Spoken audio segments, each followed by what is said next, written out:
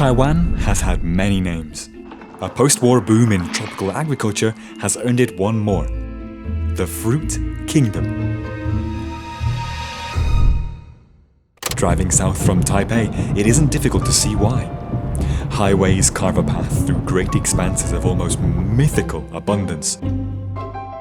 For South Taiwan is a land of baking sun, of sudden storms, of plenty.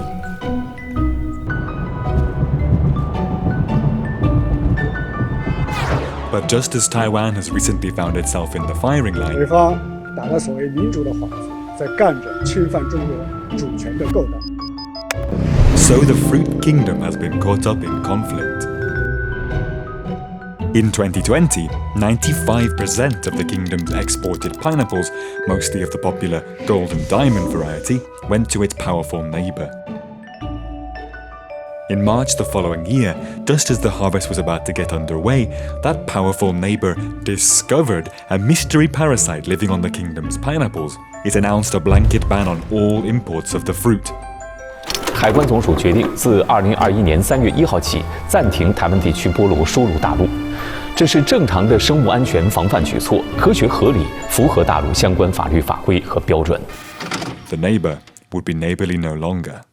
The Fruit Kingdom's plucky response has by now become a myth of its own. Tonight for dinner, I had a Taiwanese pineapple. Taiwan pineapples have won a high-profile endorsement. China's embargo on Taiwanese pineapple has failed. Media hashtag के बारे में बात करने वाले हैं federal government Taiwan Raíces de Taiwan.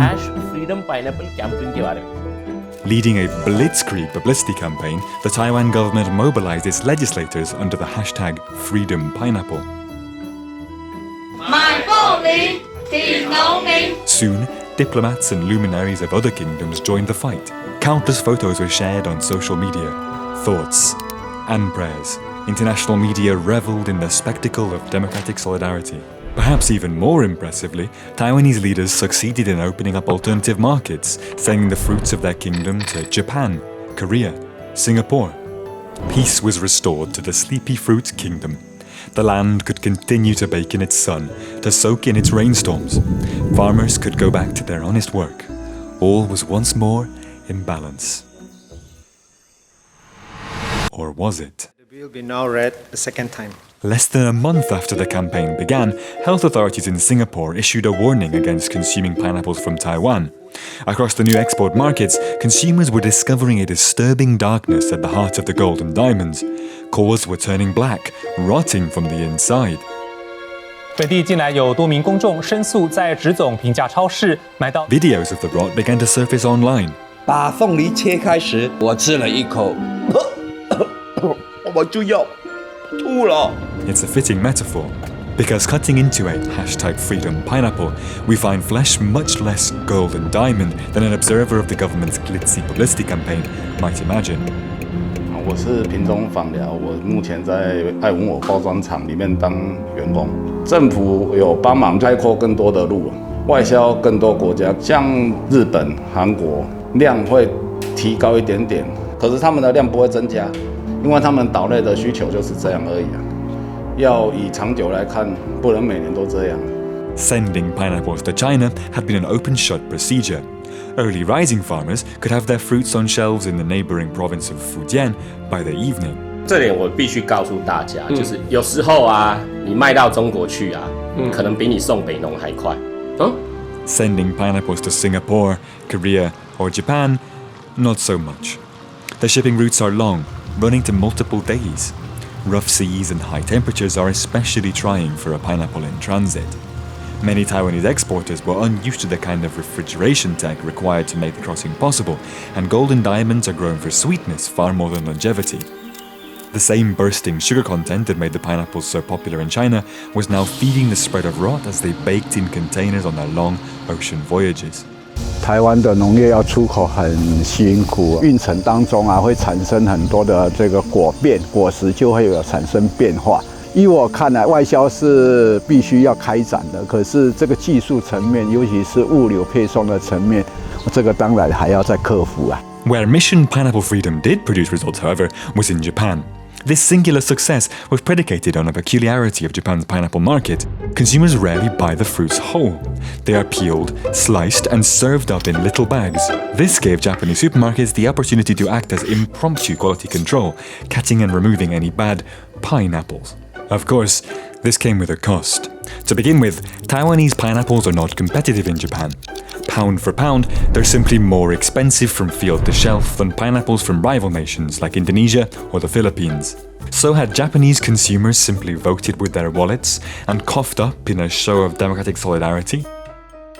Of course not. 你今天用补贴、用宣传，硬是破坏了自由市场机制。对于当地的民众来讲，他以为以后台湾的凤梨就是一箱2500，这怎么合理呢？ In a free market, it seems unlikely that freedom pineapples would have gotten very far. Subsidies came down fast and strong.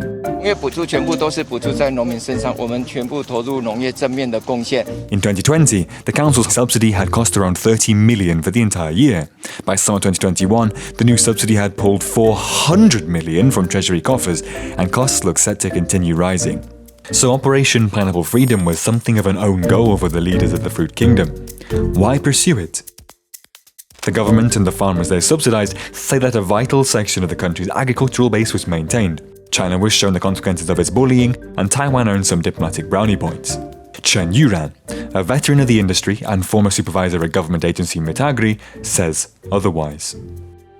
农业补助，我是认为这是 political movement。你看现在就知道嘛，你看中南部都支持民进党嘛，他认为只要给钱就好了。我说不是给钱，你要了解一下人家怎么在消费这个东西。你有 market research， 你才有办法去 justify 你这东西要生产多少。就太盲目的去做这些东西是不对的。